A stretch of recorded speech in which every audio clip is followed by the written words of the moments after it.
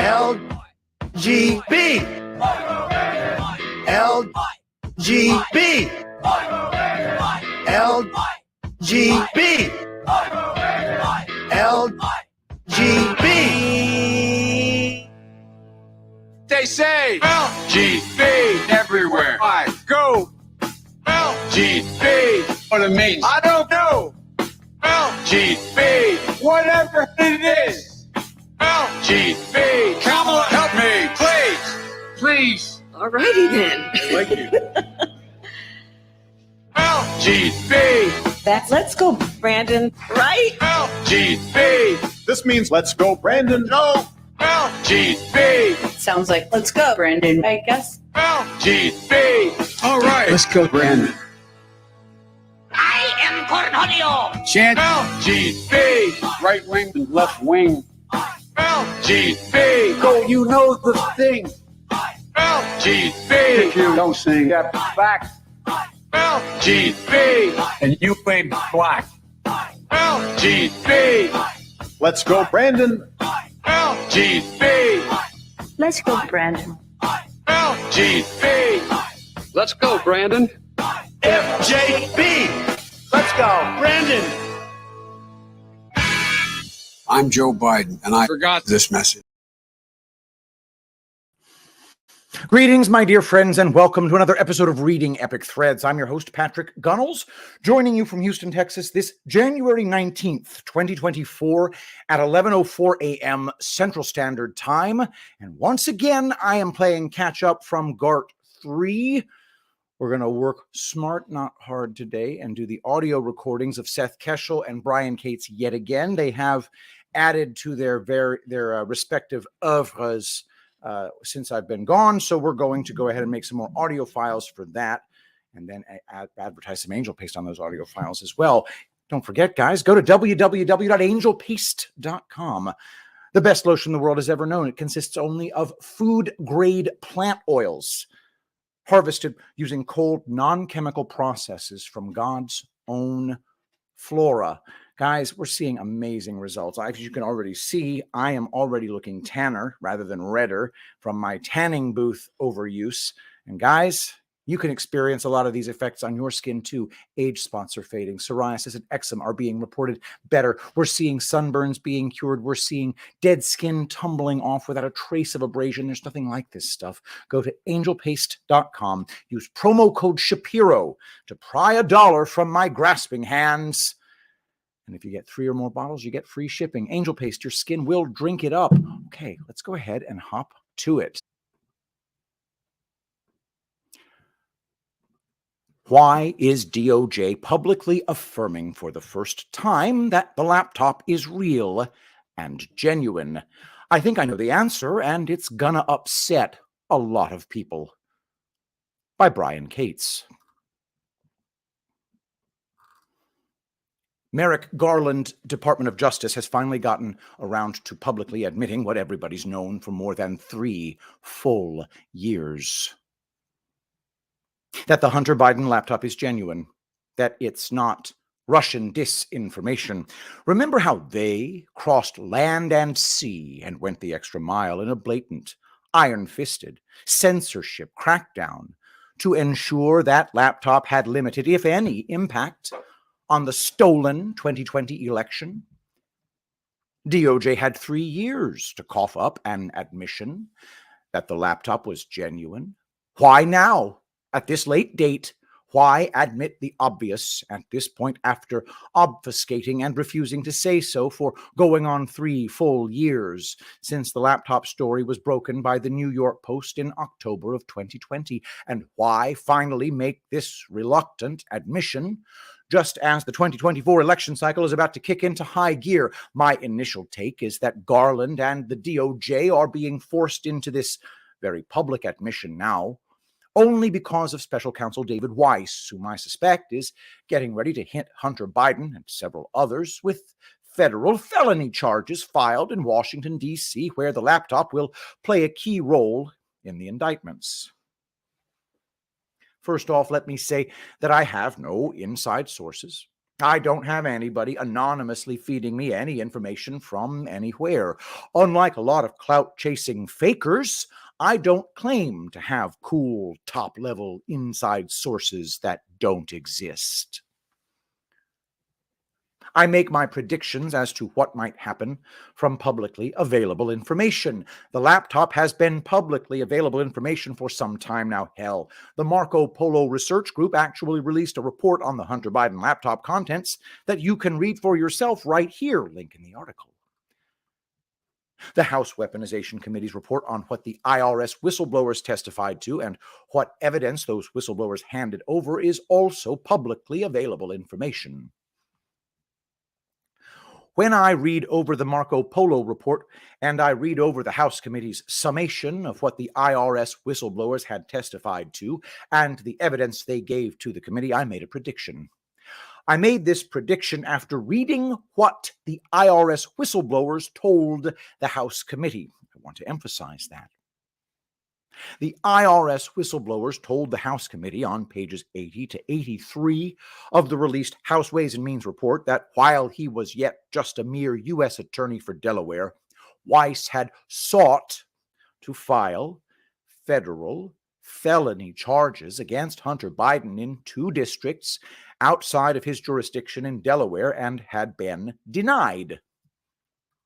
Those districts were the Central District of California and the District of Columbia, commonly referred to as Washington, D.C., for those of you in Rio Linda. But Weiss ran headlong into a big problem when he sought to file federal felony charges against Hunter in California and in Washington, D.C. It turns out a U.S. attorney only has jurisdiction to file indictments in his or her own district. To seat a grand jury and file federal felony charges against someone in another U.S. attorney's backyard, you have to first get that other U.S. attorney's permission to do that. And if you don't get permission, well, golly, you're just out of luck. And here's what the IRS whistleblowers told the House Committee in their sworn testimony. When Weiss politely asked the U.S. Attorney for the Central District of California and the U.S. Attorney for Washington, D.C. for their permission to seat a grand jury to seek an indictment of Hunter Biden in their jurisdictions, both very strongly told Weiss no.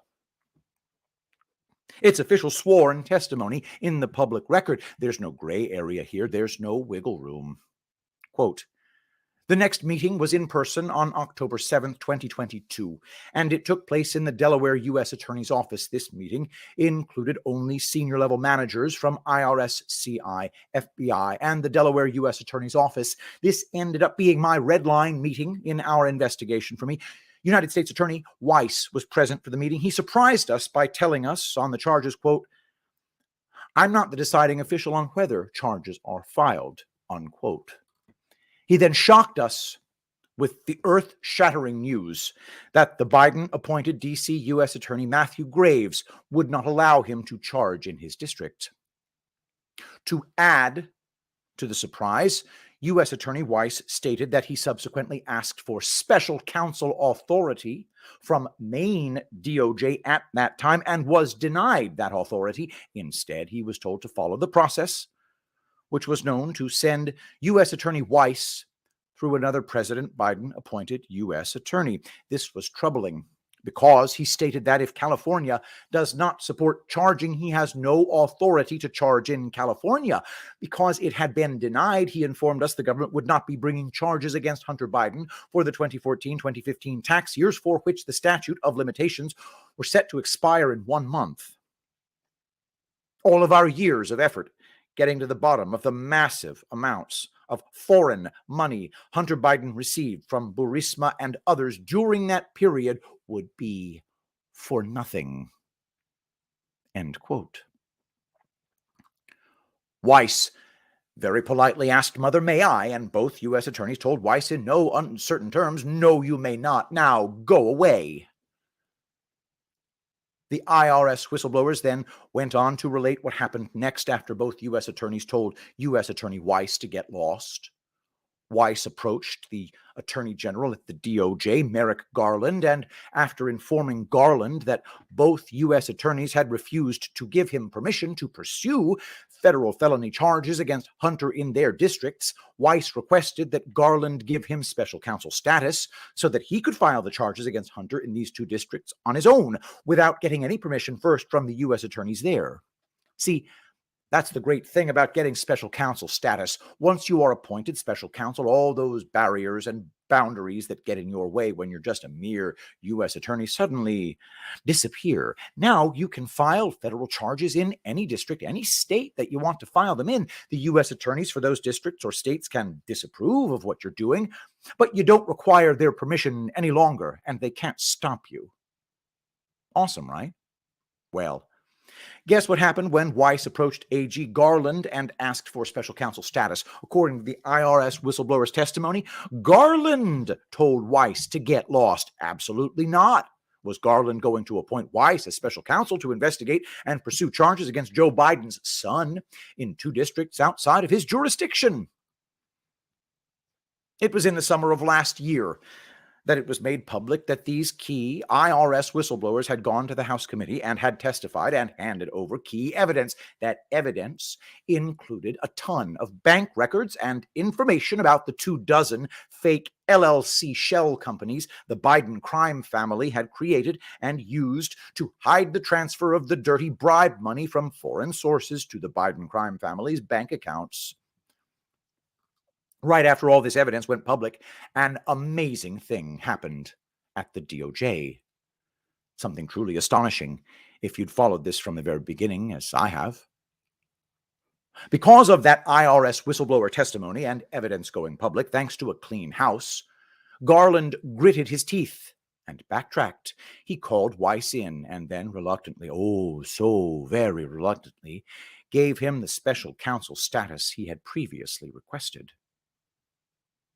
So, I made this prediction right after Hunter's sweetheart plea deal in Delaware federal court was blown up by the judge asking awkward questions about it, and right after newly appointed special counsel David Weiss unsealed several new felony gun charges against Hunter Biden in Delaware in August of last year.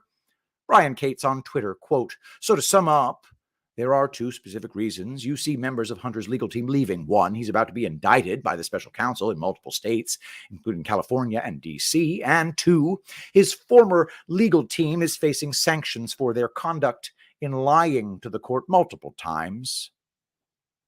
9:37 a.m., August 19th, 2023.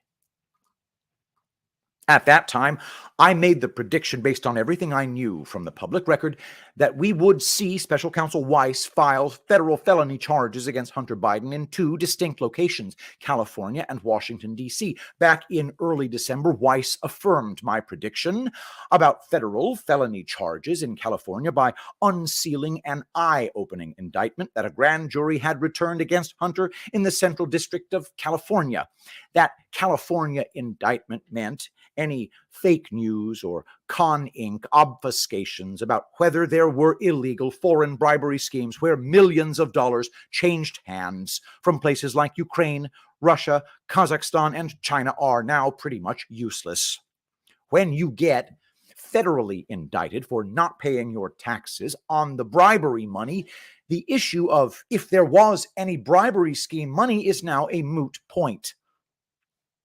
Look, I walked you very carefully through this so you would see I did not pull the prediction about a forthcoming federal indictment of Hunter in D.C. out of my ass. I'm basing the prediction on something. While a lot of the clickbait, outrage circus news media does the carnival barker act, I actually research things before I open my mouth.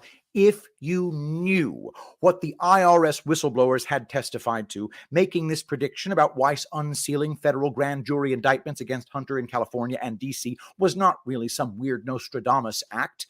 I felt quite confident making that prediction, actually, and since Weiss already came through on the CA, California part of that prediction, I'm still confident about the D.C. part of it.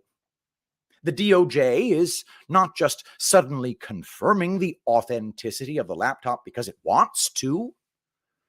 The DOJ is confirming that the laptop is genuine and the evidence on it is real because it has to.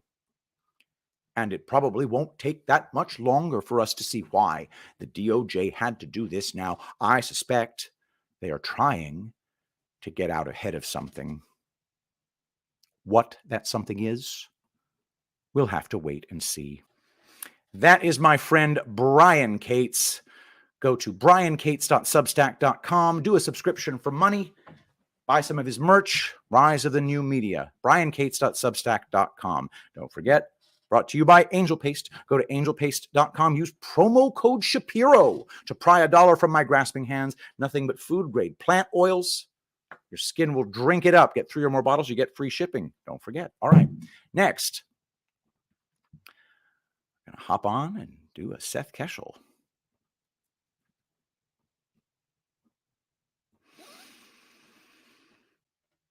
Topic, elections, by Captain Seth Keshel. Last March in Honolulu, I held an entire event to rail on the problems surrounding ranked choice voting, RCV, also known in some parts as instant runoff voting, IRV. It is the latest newfangled idea that is creating and sustaining mass confusion and non-acceptance of our so-called election outcomes, and it is already circling the drain in Alaska, where it achieved its intended purpose of retaining Lisa Murkowski in the United States Senate, where she has twice survived certain political demise in her miserable tenure there, and repelling populist Sarah Palin in her U.S. House bid. I've long been amazed at the willingness of the Alaska GOP to willingly hand over its state in its own legislation, comparing its actions to a fictitious scenario in which California would strip away all election cheats and tactics in place, thereby forcing it to trend to the right and potentially flip. Alaska Republicans are the ones slinging mail-in ballots from Barrow to Ketchikan and Nome to Skagway, introducing automatic voter registration through the permanent fund dividend, and running brain-dead measures to get RCV on board, so insufferable politicians like Murkowski can suck the public dry another 6 years at a time. Then, finally, good news broke in Alaska yesterday. Alaskans for honest elections met the threshold to have a referendum to ban ranked choice voting from appearing on the general election ballot this November, exceeding the required number of signatures by over 60%. I broke this news online and it went ballistic. Here are 3 things you need to know about the state of RCV in Alaska. 1, origins of RCV, ranked choice voting in Alaska. Bad things have happened in 2 straight presidential elections in Alaska. In 2016, voters gave President Trump a 14.7% margin of victory, but also overwhelmingly opted to allow applicants to the permanent fund dividend, oil money, to register to vote as part of the PFD registration process, thus turning Alaska into an automatic voter registration state and one of just 2 such states Trump would carry in 2020. In that election, voters gave the thumbs up to ranked choice voting by 1.1%, or 3,781 votes. Keep in mind, I have long held Alaska was the site of major malfeasance in 2020, and I've estimated 29,175 fictitious ballots in the state, including 12,735 in Anchorage Borough, lost by GOP nominee for the first time since 1964, where most of the damage was done in the scoring. 2, ranked choice voting destroyed the 2022 election cycle. Murkowski prevailed in a tight race through the first 3 rounds of voting before Democrat Pat Chesbrough's votes were redistributed, perfect irony, and put the useless incumbent over by 7.4%. While supporters of RCV may emphasize that Trump-backed Kelly Chibaka never led At the end of any round, Murkowski, of course, never would have been on the ballot had a traditional primary taken place, putting Shabaka in as party nominee on the strength of the grassroots. Where RCV-induced damage is undeniable is in the race for Alaska's one U.S. House seat sought by Sarah Palin after the death of longtime incumbent Don Young. Palin, establishment Republican Nick Begich, and Mary Peltola, Democrat, ran in an August 2022 special election to fill the seat, which would be followed by a rematch in November no matter what. As you can see below, Palin and Begich in the first choice round combined for 58.7% of the vote, yet neither one had a majority thanks to candidates of the same party splitting votes. Still, that's almost a 3-2 split for the GOP, so of course this seat will stay Republican, as it has been since 1973, right? Wrong. The checkered flag signaled Mary Peltola the winner after multiple rounds, with 51.5%, a majority of what they call a vote. Peltola, though once again outpolled in the first choice round by Palin and Begich, won a full term in November alongside Murkowski. 3. The referendum is a yes or no vote. Seeing that ranked choice voting requires a majority, 50%, of the vote for a winner to be declared, and that there are only two choices, the vote to retain or abolish ranked choice voting will be a traditional vote that will yield a majority winner by default. This vote is not subject to the shenanigans surrounding the thoroughly confusing RCV process, but is subject to being influenced by thousands of ineligible voter registrations now enshrined in the state's voter roll, far too many absentee ballots going every which way, and what will now be a diligent effort to harvest as many of those ballots up to keep one of those sacred cows of control from sinking to the bottom of the stream.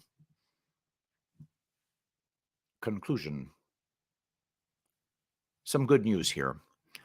Alaskans for honest elections got the job done, and in record time. It appears there was little resistance on the receiving end, as there often is when it comes to reviewing signatures for petitions and referenda. The shining hope in this situation is that this referendum will take place in a presidential election, and one President Trump will probably blow out of the water, given his progress with minority voters and growing discord throughout the nation. And that is my very good friend, Seth Keshel.